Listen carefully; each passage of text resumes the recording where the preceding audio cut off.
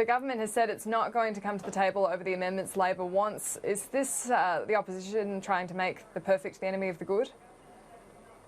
Oh, absolutely not. We've already made it quite clear that we're not going to block the job seeker legislation from passing through Parliament. It was, after all, our idea. It would be absurd if we blocked it, but it's also our obligation to ensure that we point out where there are anomalies, deficiencies. You know, it does seem a bit absurd to us, for example, that some casuals will get a pay rise out of this while other casuals will go without. And we'll be pointing those issues out, pointing out some sensible amendments and encouraging the government to take them up. If they don't, then that's their decision, and I think there'll be a lot of casuals who are quite disappointed. After all, 1 in 4 Australian workers are on a casual employment contract. It has far-reaching consequences.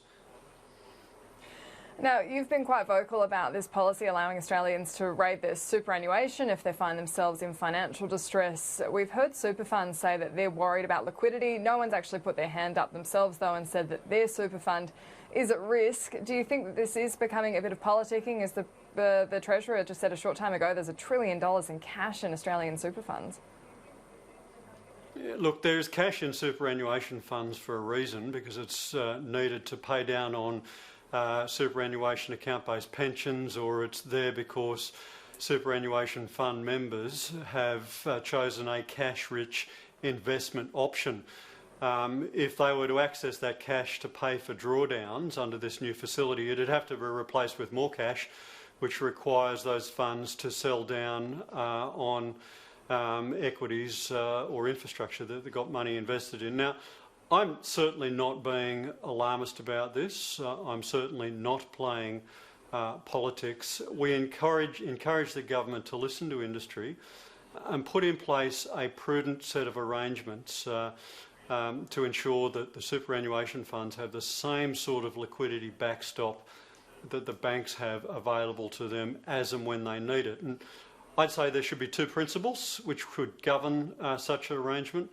The first, quite firm, no cost to taxpayers. The first is there should be no cost to taxpayers. That is, it should be provided on a commercial basis so that if it's a Reserve Bank offering bonds, then there's a rate of return on the bonds. If it's the government directly funding it off its books, then it is done on a commercial basis. The second principle, I'd say, and this is quite important, is that it's made available to all APRA regulated funds as if and when they need it.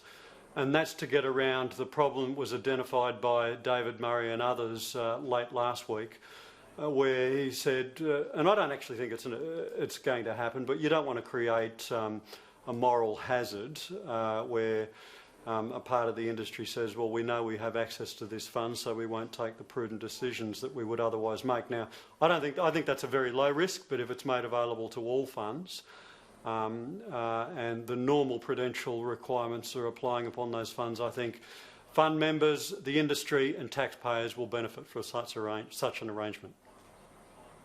Well, on the point of a moral hazard, though, when you're asking the RBA to release bonds to fund superannuation funds, when it is open to those funds to merge with other ones if they are worried about their liquidity, that would be a fundamental change in the Australian super space to have leveraged commodities within super funds. That would be a huge change. No, absolutely not. Can I just say a couple of things? Let's deal with the merger issue up front. There would have to be legislative changes to ensure if funds are forced to merge in the current environment because of liquidity problems, then we've got a very, very, very big problem.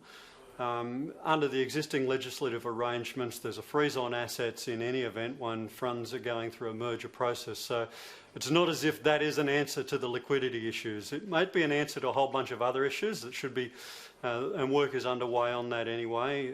APRA is now taking an activist role in ensuring that undersized funds are merging. We support that. But merging is not an answer to a liquidity problem. And the second point I'd make is if this is done on a commercial basis, and this is not free money for a fund. This would be done on the basis of the funds paying a commercial rate of interest on accessing that cash, whether it be through a bond or another facility.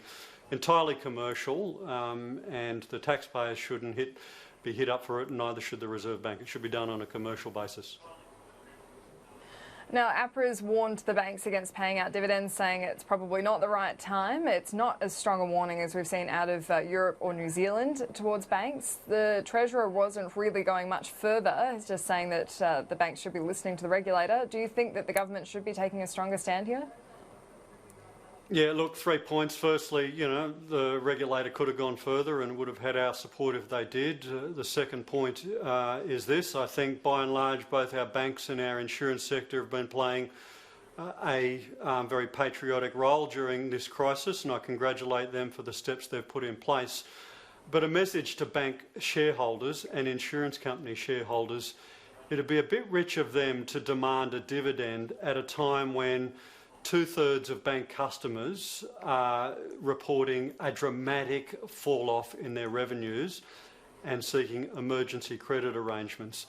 It'd be a bit rich for an insurance company shareholder to be demanding a dividend at a time when insurers are having to change, alter policies or not pay on a claim. I think everybody is going to take a hit through this, and the shareholders of banks and insurance companies no less than that. I think it is entirely unrealistic for a dividend to be paid through the period of the current crisis.